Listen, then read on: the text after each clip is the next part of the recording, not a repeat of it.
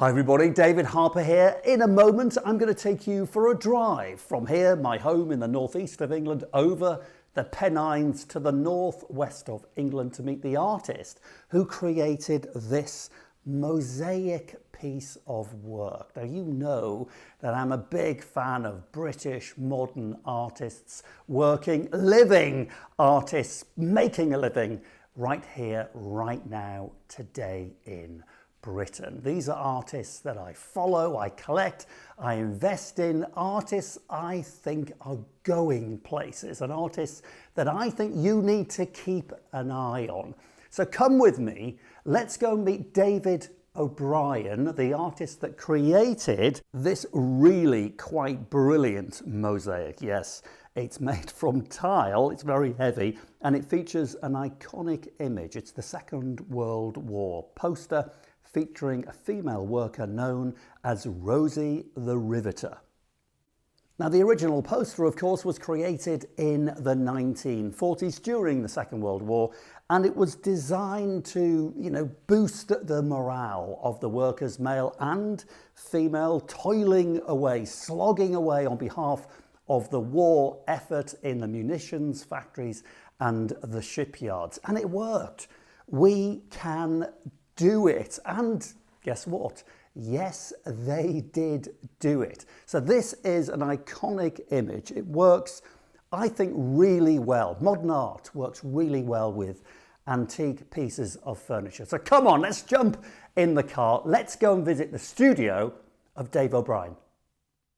And even on a cold English winter's day, it's wet and windy outside, it's still a really lovely drive. This is one of my favourite local locations, actually, right in front of you. That's Eggleston Abbey. Great for walks and picnics. 850 years old, that. Anyway, it'll take, 2 hours to get there, only a few moments video time. But I have been keeping an eye on Dave O'Brien for a year or so. So this is going to be the first time that I ever meet him. First time I'm going to get into the studio and get a look behind the artist. So this is a unique experience for anybody interested in modern art. We're going to see exactly where he makes his pieces, how he makes his pieces, and what inspires him. So we're on the motorway, and with a little bit of clever editing, here we are in David O'Brien's studio. This is where he creates his work. So before we meet the artist himself, let's just take a bit of a sneaky behind the scenes look at some of his pieces, and you can gauge his inspiration. Andy Warhol, motorsport, he's big into motorsport, getting a good name in that world. I've been keeping an eye on that Ferrari front end for some time. I don't think he's got it for sale yet, but a real clever piece. It's all clever stuff in actual fact, and very unique. Mosaic, broken tiles, music related, but he's really making a name for himself in the world of motorsport. And these helmets, I've seen them cropping up in collections all around the world recently. So he's making some noises. Motorsport again. Well, we can do it there. You can see the one that I was drawn to. I did buy that at the end of our interview. But there you go, another BMW Motorsport. His M3 here. This is one of his early pieces. I don't think he's ever going to sell this. So here we go. Let's now meet the mosaic artist, Dave O'Brien.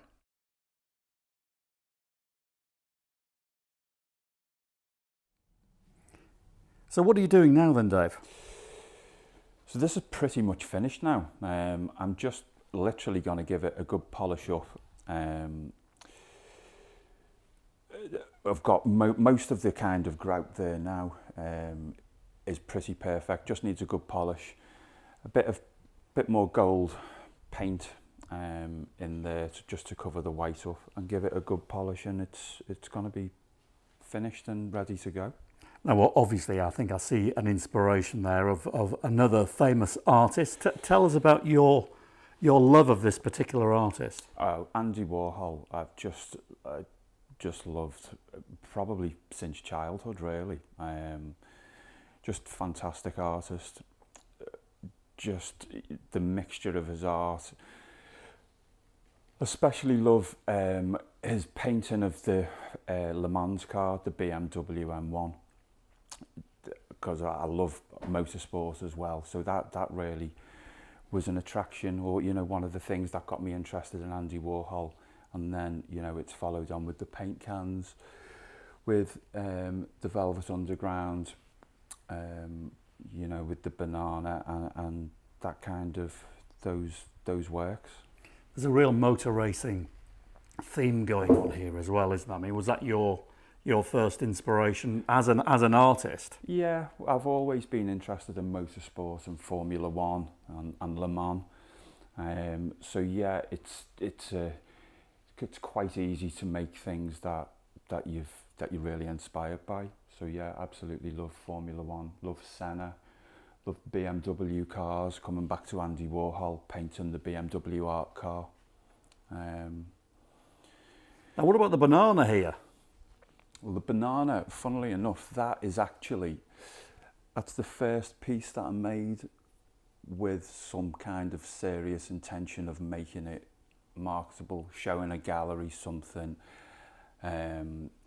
It took me a hell of a long time to make that one as my first one, but that's approximately from 5 years ago. But just the colours, the banana, the signature, the link to the band. Is that one that you're going to keep? I mean, a lot of artists keep certain pieces. It's absolutely a keeper. That's definitely, maybe, hopefully, one to be handed down to the children. So that's not one that I'm going to buy off you today, It's then? not one that you're going to buy today. No, definitely not. Now, is that actually a jacket there, or is it just a clever manufactured jacket? Is there a jacket underneath there? There is a jacket underneath there. Right. There's a jacket, there's a polystyrene mannequin, which the jacket is glued to. There is expanding foam, there are screws. There's quite a few building materials underneath the actual tile there. Oh, it's got movement, Dave, hasn't it? You can see it's almost like the wind is blowing through the jacket. Yeah, which was quite intentional. That's why I've really used the jacket, because you can show some of the creases on it, and it has got movement, and yeah, just absolutely loved making that. And it's, you know, some things you make and you think they're nice, some things you make and you don't really want them to go, and that's one of the latter. Now, talking of motorsport, Dave, I think I do recognise the colour schemes here. Tell us, what have you made here? So what we've got here, we're basically Lewis Hamilton mosaic helmet and a Max Verstappen mosaic helmet. Max and Lewis at the moment are literally head-to-head, face-to-face, trying to win the Formula One championship. It's down to the wire, down to the last race, which is next week.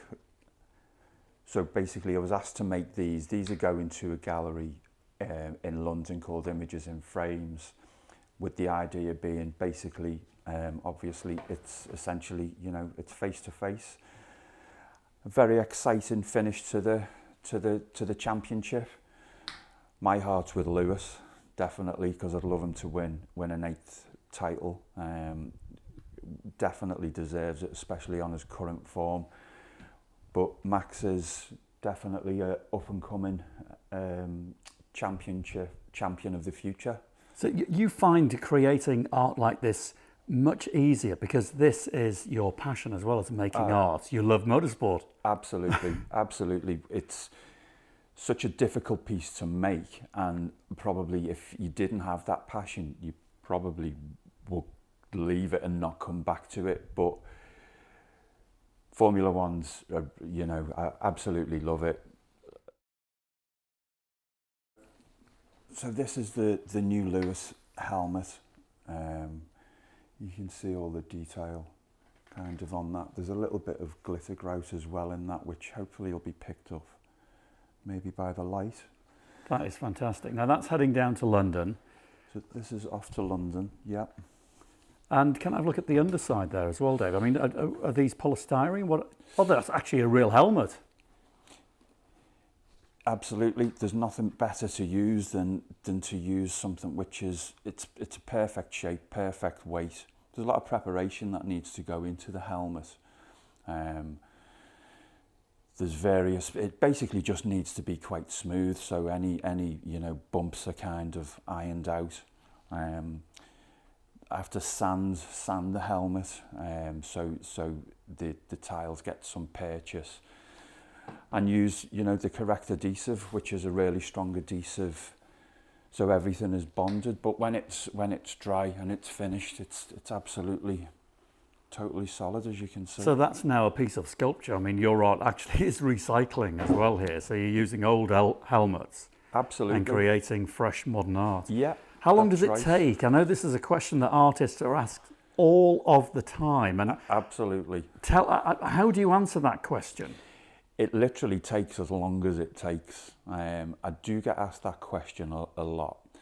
And the time that it does take to make something is, you know, can be, depending on the size, can be relatively short. But I always say what you need to take into account is, I've been studying and thinking about this for 25 to 30 years. So it's 25 years plus a week, plus 2 weeks, plus a month. So there you go. And a pretty good answer, I think. But let's go back now to Dave's other inspiration, and that is Andy Warhol and this fabulous Campbell's soup tin. So you don't mind revealing then, Dave, that your techniques in creating mosaic sculpture? No, absolutely not. Basically, when I always try and keep to roughly the same size tile, depending on what I'm doing. Usually if I'm starting, I tend to find out what the hardest part is, and I'll start with the hardest part. Right. Because generally that will dictate then the size almost of the tile that I'm working to. Personally, I think there's nothing worse than something really big and then really small. Yeah. And you tend to find that you start with the hardest bit, it's the most intricate. You can then sort of work your tile size out from there. Now, do you cut each individual tile? Shall I have a look at them over here? Yeah, is that absolutely. What you do? Everything. So it's not a case of just smashing stuff up? No, there's no hammers involved. Oh, come on, you disappoint me. I thought there was going to be lots of smashing. None at all. It's all intricately cut. Yeah, absolutely. Everything's cut, by hand. I'm just putting glasses on. Yeah. So kind of just replicating sort of the size of these. I'd probably cut a strip similar to that. Yeah. And then we'll just nip away. People kind of close their eyes or run away from this, but you just need to be really nice, really gentle. We're just nipping away. Do you know what this is? This is very, very tactile. I mean, a canvas painter touches the brushes and he might mix the paint. You're really getting your hands involved here. Oh, absolutely, absolutely. My hands can tell a story as well, because you do pick up nicks and cuts, but it's just a really, really nice thing to do, and it's like you say, it is tactile, but it's a bit like a dry stone waller who can look at a pile of dry stone and know which piece is going to fit the spot he's looking for. So you're nipping pieces, and will you look at a piece and think that's absolutely ideal for that location? Yeah. So you're really invested in every single piece of tile. Well, what you've just said there about the dry stone wall is actually quite funny, because I've mentioned that before, because a dry stone waller will always, one of the things they will always do is use a stone. They pick a stone up, they will always find a place for it. Right. They won't ever put it down, because otherwise they'll never finish the wall. Interesting. So that is something which I took from quite early, really, which was always to use a tile.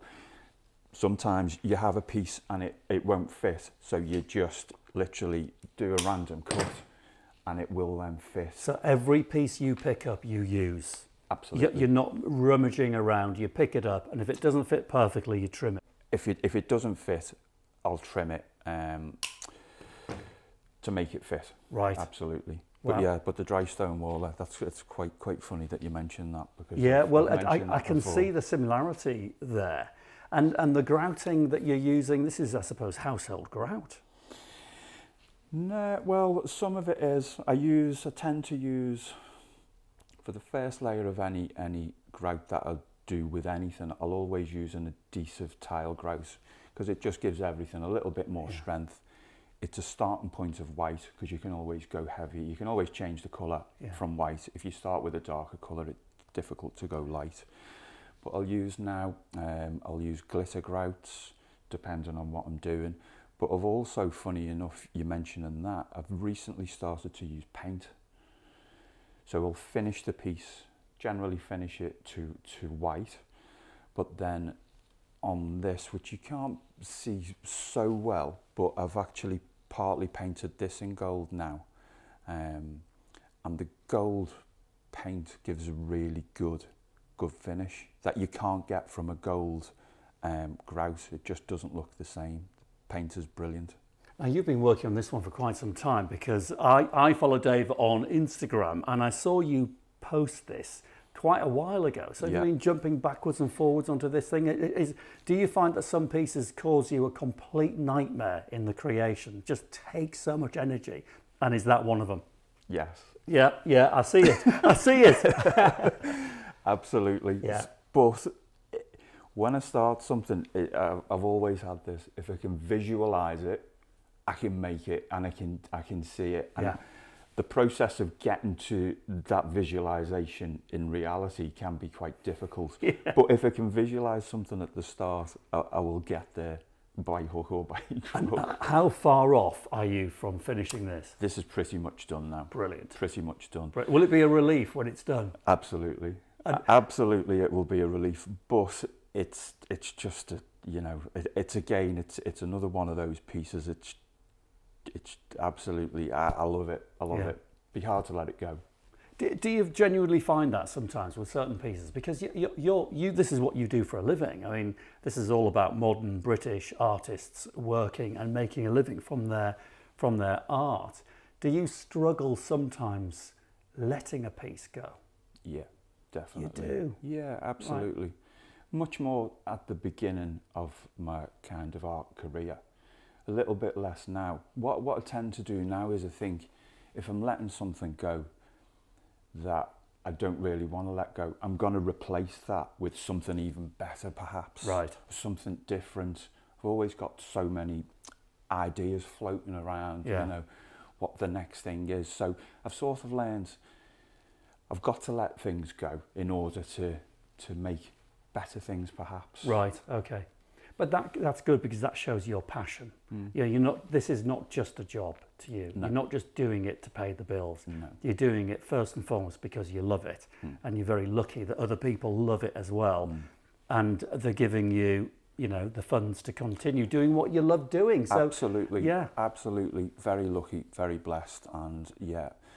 Where are you selling your work? Where is it UK based or is it worldwide now? No, at the moment it's mainly in the UK. There's a little bit of interest. I've got pieces which I've got some pieces in America, some pieces in New York, but mainly basically being sold through galleries around the Northwest. Yeah. Some further afield. I've got a publisher called Wishbone that they basically push my art out and sell my art around, galleries down south. And deal with some of my own galleries around, the Northwest. And how are your prices doing? I mean, an artist's work, the prices have to be manipulated upwards. They have to, don't they? Yeah. Is this happening for you? So yeah. But by how much over the last few years? Well, absolutely. I've really kind of became commercial, say, 3, possibly 4 years ago with galleries, and since then a lot of the wall art that I've made has at least doubled in price. Good, yeah. At least, if not more. Well, that's nice for you to see as well when you walk past a gallery and you see your work and the prices going up. Of course. Sometimes you get to a point you can't. Yeah, it is, and you can't afford to buy them back. No, you're right. You're right. I do, and I've seen things and I thought, oh, that's quite nice. But now, talking of pricing and buying, I think that jacket is astonishing. So, how much am I going to have to pay to own that particular jacket? If you wanted that particular jacket, I'd give you £5 change out of £3,000. Right, fair enough. Yeah. So yeah, so it's £2,995. On its stand, I mean, it's a big piece of sculpture, isn't it? Anyone who's interested in motor racing is going, or watches, it's Heuer. I mean, Heuer and the connection to motor racing is it's legendary, yeah, isn't it? Absolutely. Isn't it? This is going to be available through, it's a new relationship that I've recently made with a watch seller over in Yorkshire. Not Jonathan Scatchard. Yeah. I know Jonathan Scatchard very well. He's a good friend of mine. In fact, you might have seen some videos I've made with Jonathan. Well, a big Heuer international dealer in Heuer. So has he commissioned that? He has. Right. Okay. Well, good old Jonathan, I thought. Right. Okay. And it's a nice piece and a nice idea. Well, is he going to be selling those? You will be able to buy them via Okay. Jonathan. Yeah. Cute. Yeah. He's cute, that Jonathan. He really is cute. Okay, that is lovely. Well, I look forward to seeing that then in his office. Yeah, absolutely. Yeah. Dave, great to see you. And you as well, A real David. pleasure. Thank you. Thanks for being involved. Oh, thank you.